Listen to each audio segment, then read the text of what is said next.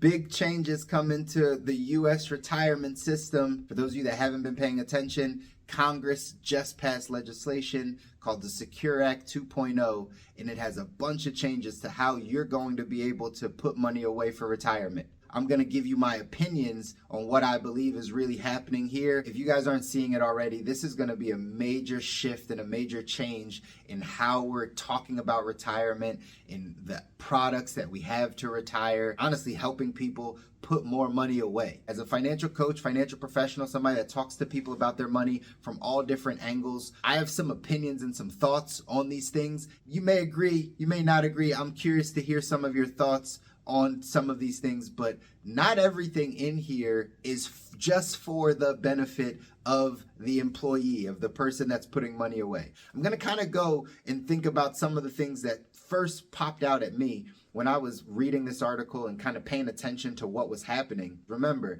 the government, yes, they're there to help, and yes, they're there to really put us in a position, hopefully, to win, but that's not always their motive. Right? And so we really have to dive a bit deeper and look at each of these areas. Let's start firstly with the RMDs, the required minimum distribution. So them moving the age from 72 and a half to 73 and then eventually to 75. What does that do and what does that mean? Well, it just means that you have a longer time to work and contribute without paying your taxes on that money. That's what that means. So in my mind, I'm like, well, I guess that means they're expecting people to work longer. So I know this is meant for us to say, hey, you don't have to pay us these tax dollars right away, and you can keep kind of deferring them. But that also means that we're expecting people to work longer. And over 10 years, we're expecting them to work into their 70s, into their mid-70s. So if that wasn't already a problem or an emerging problem in our country, maybe the government's thinking that it's going to be even more of an issue, that people are going to have to work a little bit later into their years. So that's why they push that back. So again, can be a good thing, but maybe it's not the best thing for our economy, knowing that more people are going to be in the workforce and not ready to financially retire. The good thing about the RMDs is that they're lowering that 50% penalty down to 25%. I've always thought that was really steep. I used to say it's really the rule set in there that says if you don't use it, you'll lose it. Imagine working your entire life, you do everything right, you have investment properties, you have other streams of income. You really don't need to touch the money that's sitting inside of there.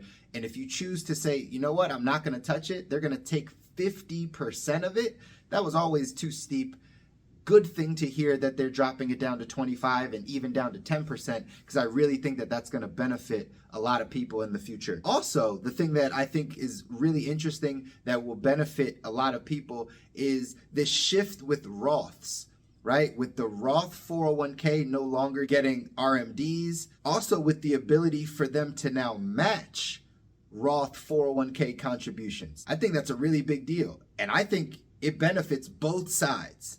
It will benefit the employee because now you can get more money into your tax-free or tax-advantaged, products, so that you don't have any tax liability down the line, right? Which is amazing. I've always been a big advocate for things that are in the tax-advantaged side of things or tax-free. So Roth IRAs, cash value life insurance, municipal bonds, those things, they're great. But how does it benefit the government? Is because now you have to pay your taxes now, right? The benefit of being in a traditional 401k, they used to tell you, is that, hey, you can defer your taxes.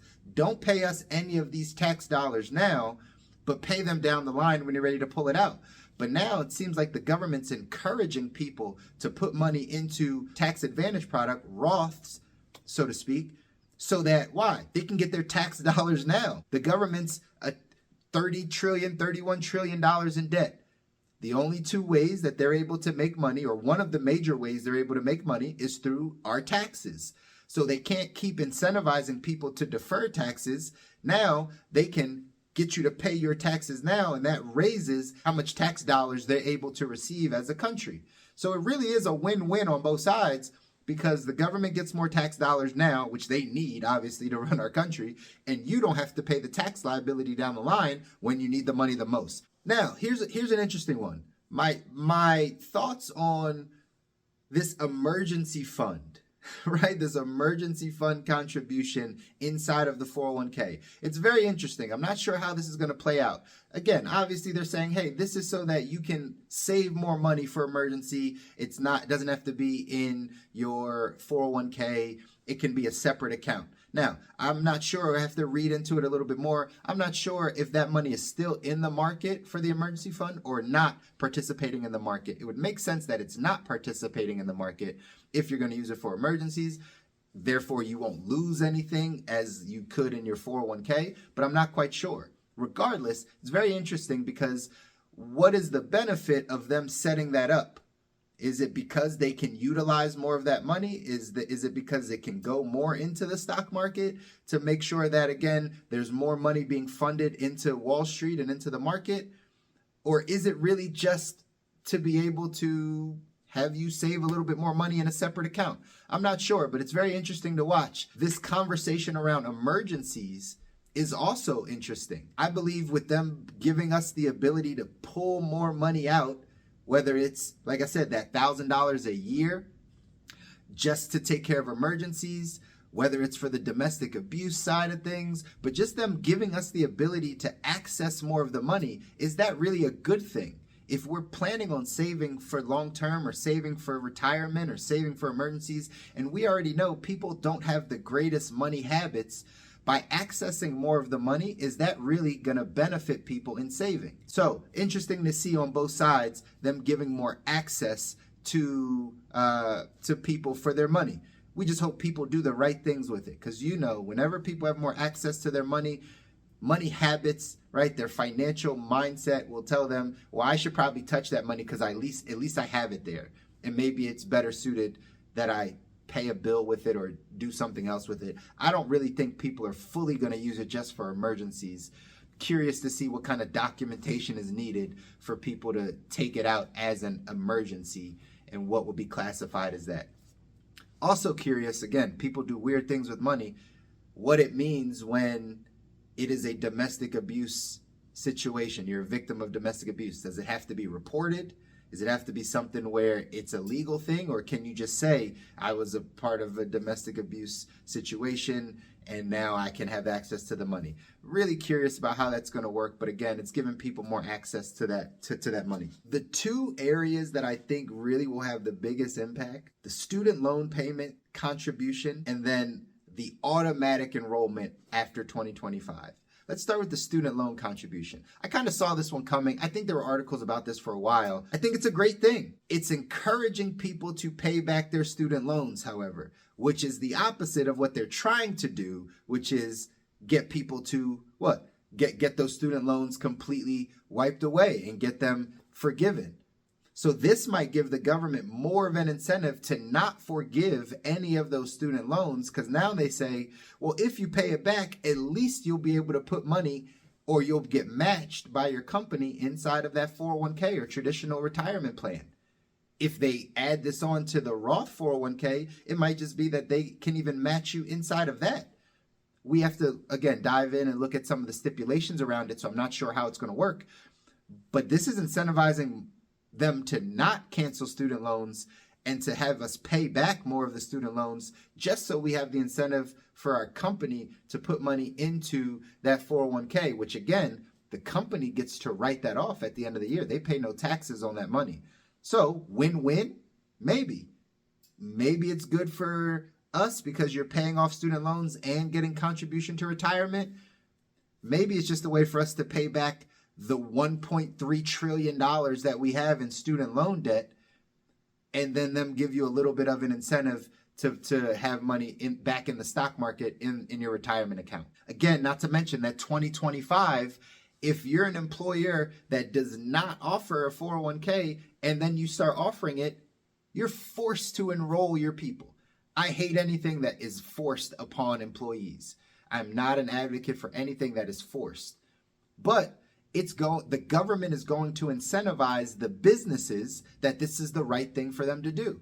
Because if the business all of a sudden 2025 says, I'm going to offer this to my employees, well, all the money that they match, they're going to get written off their taxes, right? They're not going to pay any taxes on their money. That's how it works.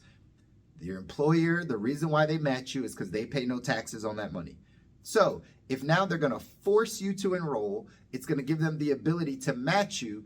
The government gets what they want because you're putting money back into the stock market, back into these 401k plans, which Wall Street manages that money. The employer benefits because now it's deemed as, oh, we're offering you more benefits for my employee, so that's a good thing.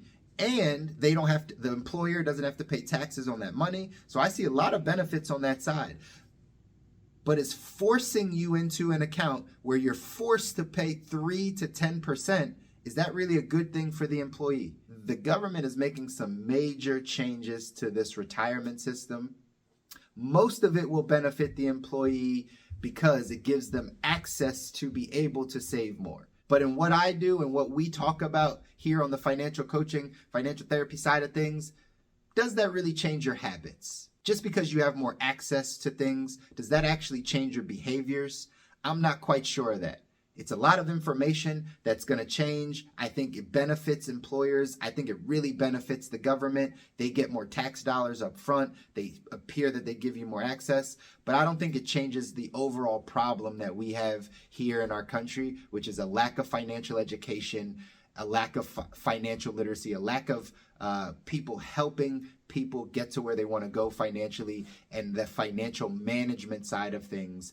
I think we still have a lot of work to do, but this seems like it could be a step in the right direction for people that are looking for more ability to save money.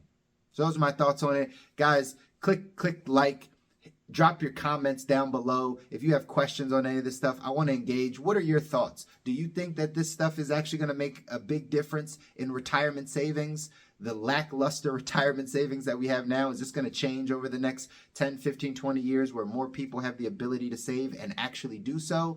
Or do you think this is just another ploy for the government, for the IRS to get more tax dollars to appear that they're helping more, but really it benefits them more in the long run? I'm curious to hear your thoughts. Look forward to chatting again soon.